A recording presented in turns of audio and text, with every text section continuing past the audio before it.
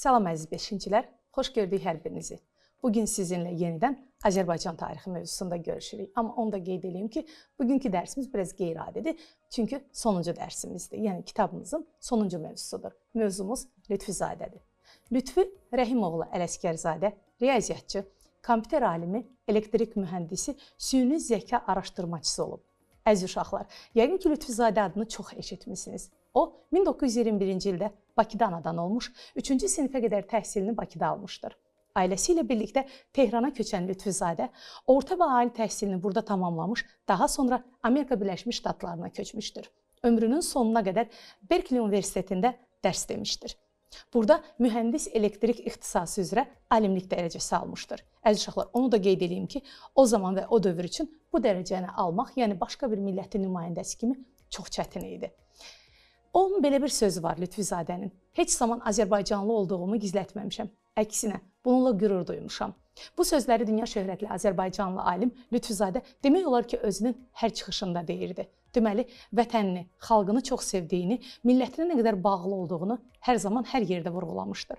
Həyatı boyu yenilik ruhu ilə yaşayan Lütfizadəyə dünya şöhrəti qazandıran onun qeyri-səlis məntiq nəzəriyyəsidir. Əziz uşaqlar, sual verərsiniz ki, görəsən, qeyri-səlis məntiq nəzəriyyəsi deyəndə nə nəzərdə tutulur? Onun kəşfi elm və texnikanın bütün sahələrində mühüm rol oynamışdır. Riyaziyyatın, kibertexnikanın, informatika, hesablama texnologiyasının inkişafına böyük təsir göstərmişdir. Ekranda da gördüyünüz slayddakı kimi Lütfizadəyə görə o deyirdi ki, heç bir şey mütləq bir şey yoxdur. Yəni mütləq bir nəsə bir fikir olsun, mütləq bir şey olsun deyə bir nəzəriyyə yoxdur. Alimin sözlə işləyən kompüterlər nəzəriyyəsi əsasında işləyən kompüterlər təxminini məntiqi nəticə çıxara bilir. Yəni o deyir ki, kompüterlər hər növ insan beyninin texniki modelidir və elə buna da əsaslanaraq o belə bir şey düzəldir. Yəni qeyri-səlis məntiq nəzəriyyəsinə görə giriş, ortada gizlənmiş bir hissə və çıxış nəticədə hər bir insanın beyninin texniki modeli olan kompüterləri düzəltmək. Yəni o nəzəriyyədə bundan istifadə olunur.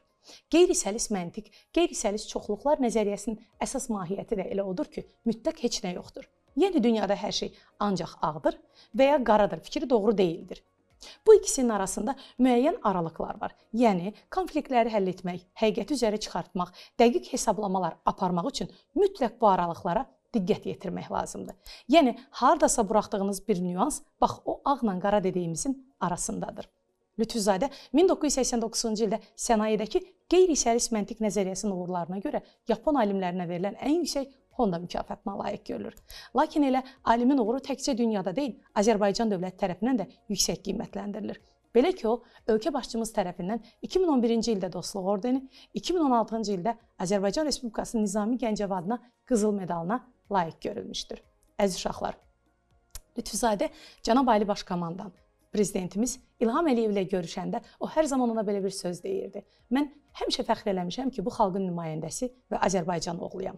Lütfizadənin fikrinə görə 21-ci yüzilliyin əsas inkişafını bilik təşkil edir. Biliyə sahib olan daha güclü olacaq. Güclü olan isə hər zaman qalibdir. Onun bu sözünü əslində çox bəyənirəm. Əldə etdiyi nailiyyətlərlə kifayətlənməyən, daim öz üzərində çalışan bir insan olan Lütfizadə öz haqqında belə demişdir. Yalnız savad kifayət eləmir. Zəhmət, uğur da bu çox vacib bir şərtlərdir. Mənim uğur formulum qabiliyyət, zəhmət və isrardır. Uğurun elementləri bunlardır. Əziz uşaqlar, vətənimin oğlu kimi qəbul edilməyim həyatımın məğzi və şərəfimdir. Bakı və xalqım qəlbimin qaynar güşəsində özünə əbədi yer tutub. Lütfizadə. Bunun alimin dediyi bu sözlər onun sanki vətənə olan sevgisinin ən bariz və ən gözəl nümunəsidir.